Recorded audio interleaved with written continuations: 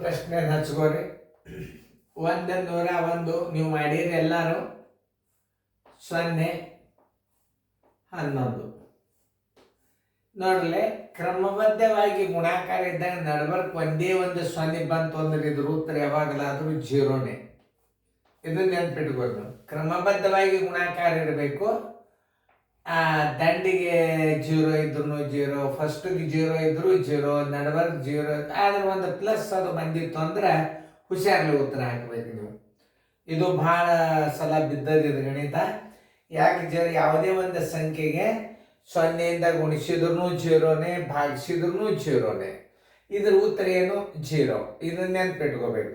ಅಕಸ್ಮಾತ್ ಫಸ್ಟ್ಲ ಮತ್ತು ನಡ್ಬರ್ಕ್ ಒಂದು ಪ್ಲಸ್ ಕೊಟ್ಟು ಒಂದು ಮೈನಸ್ ಕೊಟ್ಟಿದ್ದ ಅಂದ್ರೆ ಇಲ್ಲಿವರೆಗೆ ಉತ್ತರ ಏನದ? ಇದು 0. ಮುಂದೆ ನೀವು ಪ್ಲಸ್ ಅದ ಕ್ರಿಯೆಗಳನ್ನು ಬಿಡಿಸ್ಕೋಬೇಕು. ಇದು ಭಾಳ ಕನ್ಫ್ಯೂಸ್ ಮಾಡ್ತಾನೆ, ಭಾಳ ಹುಷಾರಿರಿ. ಈಗ ಸದ್ಯ ನವೋದಯದಾಗ ಬರೀ ಒಂದು ಗುಣಾಕಾರ ಕೊಟ್ಟು ಬಿಟ್ಟಾನ ಅಂತ ತಿಳ್ಕೊಂಡು ಭಾಳ ಸರಳ ಅಂತ ತಿಳ್ಕೊಬೇಡ್ರಿ. ಇಲ್ಲಿ ಇದ್ರಾಗ ಏನಂದರೆ ಮತ್ತೆ ಕ್ರಿಯೆಗಳು ನಡ್ಬರ್ಕ್ ಬಂದಿದ್ದು ಅಂತಂದ್ರೆ ಪ್ಲಸ್ ಮೈನಸ್ ಬಂದಾಗ ಉತ್ತರ 0 ಆಗೋದಿಲ್ಲ. ನೆನ್ಪಿಟ್ಕೋರಿ. ಯಾಕಂದ್ರೆ ಈ ಸಲ ಮಾಡ್ಯಾನ ಹಿಂಗೆ ಮಾಡ್ತಿರ್ತಾನ. ಮೊದಲು 0 ಕೊಟ್ಟಾನ ಅಂತ ತಿಳ್ಕೊಂಡು ಪಟ್ ನಾನು 0 ಅಂತ ಪ್ಲಸ್ ಮೈನಸ್ ಇತ್ತು ಅಂತಂದ್ರೆ ನಡ್ಬರ್ಕ್ ಪ್ಲಸ್ ಇದ್ದಾಗ 0, ಕ್ರಮಬದ್ಧವಾಗಿ ಗುಣಾಕಾರ ಇದ್ದ ನಡ್ಬರ್ಕ್ 0 ಇರಲಿ, ದಂಡಿಗಿರಲಿ, ಪ್ರಾರಂಭದಾಗಿರಲಿ, ಅದರ ಉತ್ತರ 0. ಮುಂದೆ ಸ್ಟೆಪ್ಗಳ ಬಗ್ಗೆ ಕಾಳಜಿ ತಗೋಬೇಕು. ಈಗಂತೂ ಕ್ರಮಬದ್ಧವಾಗಿ ಗುಣಾಕಾರದ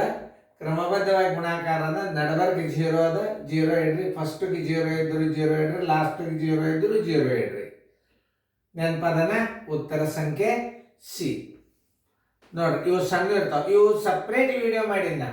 ಯಾಕೆ ಮಾಡಿದ್ನಂದ್ರೆ ನಿಮಗೆ 54ನೇ ಲೆಕ್ಕ ಬರ್ತಿತ್ತು ಅಂತಂದ್ರೆ ಆ ವಿಡಿಯೋನೇ ತೆಗೆದು ನೋಡ್ಲಿಕ್ಕೆ ಹೋಗ್ಬೇಡ್ರಿ ನೀವು. ನಿಮಗೆ ಸರಳ ಆಗಿಲ್ಲ ಅಂತ ತಿಳ್ಕೊಂಡು ನಾ ವಿಡಿಯೋ ಮಾಡಿ. ಈಗ ನೋಡ್ರಿ, ನಿಮ್ಗೆ 54 ನಮಗೆ ಬರ್ತದ್ರಿ ಅಂತಂದ್ರೆ ಮುಂದಿನ ಗಣಿತ ನೋಡ್ಬೋದು. ಅಂದ್ರೆ ಬೇಗನೆ ಅಭ್ಯಾಸ ಕವರ್ ಆಗ್ತದೆ. ಇಷ್ಟೇ.